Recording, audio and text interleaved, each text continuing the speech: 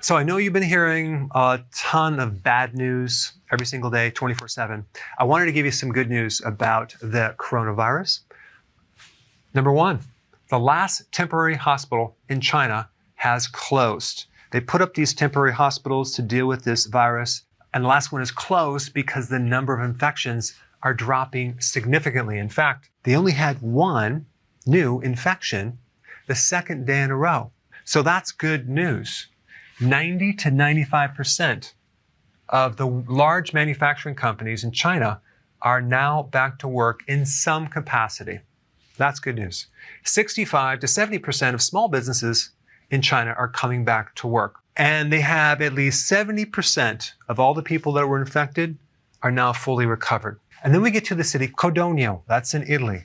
This is one of the two clusters in Italy where they had higher amounts of infection.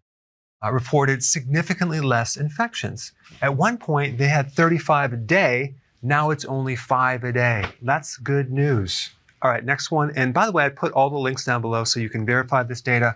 There's a team of infectious disease experts did a report in the medical journal Nature Medicine, and the researchers were collaborating from Hong Kong and Harvard University.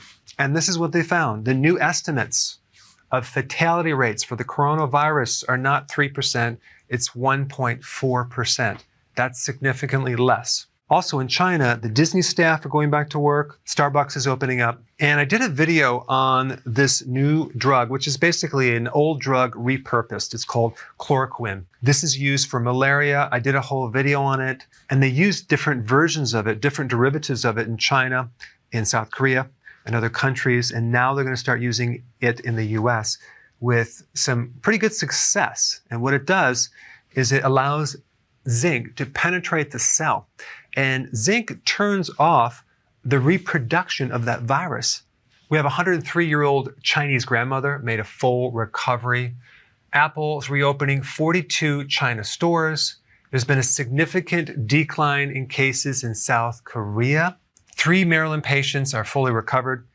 Yeah, the reason I'm bringing this up is because if you watch the news or you listen to the radio, they will tell you about almost every death that's happening. New death in New York occurred like one by one, just bad news stacked on bad news, but they don't actually tell you about the recoveries. Tulsa, Oklahoma's first positive COVID-19 case has fully recovered.